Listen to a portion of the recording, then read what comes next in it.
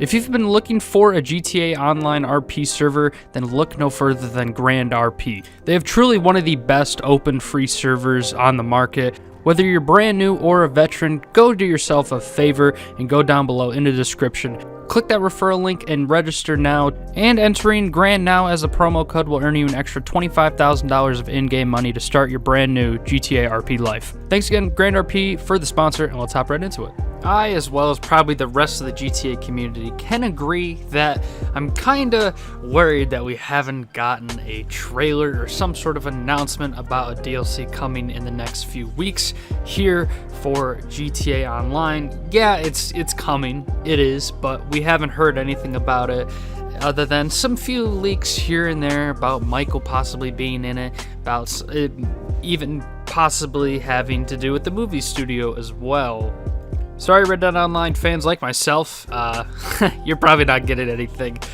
Believe me, it's really disappointing that they wasted that masterpiece and just completely neglected it like a stepchild, but that's not really up to us. It didn't, according to them, make enough money, so we can't really do anything about that at this point. But we can still have high hopes for GTA Online, unless you're me, and I've been doing some thinking, and I would like to explain.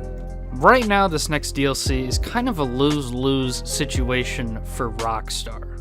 With GTA and GTA Online now being on the next generation of consoles, the PS5 and the Xbox Series, they can do bigger and better updates, and they could do them more frequently, which they're not going to do. They're probably going to stick to their biannual DLC release, once in the middle of the summer and once in the winter, which is still disappointing. But anyways, the reason why I don't think it's going to be a super big DLC is because PS4 and Xbox One are still going to be receiving these updates, and the only reason I know that is because they haven't quite yet revealed or said anything about ending the PS4 or Xbox One updates, which they should soon if they want to continue updating GTA Online to make it bigger and better like the fans want. We want map expansions, we want big cool heists, we want a lot more things to do, especially when we're stuck with this game for another foreseeable future. Probably the next 2 or 3 years we're going to be stuck with this game, so why not make the updates bigger and better for the people that of course can have access to them?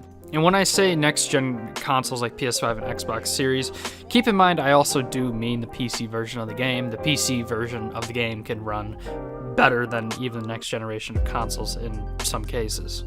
Rockstar announced both the PS3 and Xbox 360, whether they were not getting updates anymore. That was years ago. The last update they got was Ill-Gotten Gains back in 2015, and then they even announced that the servers were gonna be shut off. So once they do shut down the PS4 or Xbox One updates or servers, they are going to announce that they're gonna give us a pretty big window of opportunity, a few months or maybe even a year, possibly somewhere around that time frame, to kind of say our goodbyes or get the last update in. I'm highly confident that the PS4 and Xbox One versions of GTA Online will be getting this new summer update, and that doesn't mean it's not going to be big. I mean, last year they did get the contract update and they did get an auto shop update. Those are fairly big, as well as Cayo Perico. They can still kind of run it at their shitty little 30 frames. They're not doing too bad, especially if you have the pro versions of the console, but one of these days it's gonna end if Rockstar wants to continue making these big, massive updates for GTA Online, or just go crazy and add a map expansion, which I really think would be very possible on the next gen and PC versions of the game. But of course, I want to hear what you guys think. I don't really have a whole lot of high hopes, but I also said that last year when Auto Shop DLC came out, so I'd like to hear what you guys think as well. So of course, let me know what you guys think. We should be receiving a trailer or some sort of big newswire post about a new update and what it's actually gonna be and what it's gonna add. Rockstar's also promised that they were supposed to make some PvP vehicle changes to the expanded and enhanced versions of the game. They said that months ago in a newswire post, and we still haven't seen anything, but yeah, we should be receiving this update sometime at the end of July, maybe even early August. I hope it's not early August. I really want a new update in this game. We're at this weird point where it's been 6 months since the last new update, and we want something to play, we want something to do.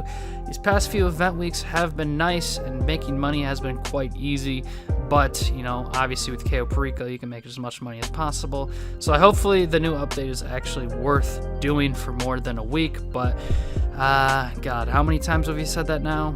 Far too many. At the end of the day, we're still reaching the 9th year of this game's life cycle, so I doubt that we're going to be super occupied whenever or whatever this update is going to be dropping, but we should be expecting it in the next few weeks, and I can almost guarantee that I'll put everything on the... Actually, no, not everything on the line. I don't... Who knows what Rockstar's up to, honestly. Well, hopefully by this time next year, or maybe even later in this year, that the last updates will be releasing on PS4 and Xbox One, and it kind of works out for Rockstar. These consoles, these new next-gen consoles, are pretty hard to get your hands on, yeah, but they are getting easier and easier. And if you buy a new PS5 or Xbox Series X or S version, then you're going to have to buy GTA again. So it's in their best interest at a business standpoint to kind of be like, hey, here's your final warning. Go get the next-gen consoles now or by the time the next update rolls around, because your PS4 and your Xbox One are no longer going to be getting these updates. It kind of would work out, because then they would get an extra $20-$40 from each person who had to not only buy that console but had to re-buy GTA 5 or GTA Online again. Luckily, we were able to get it for free on PS5 through PlayStation Plus.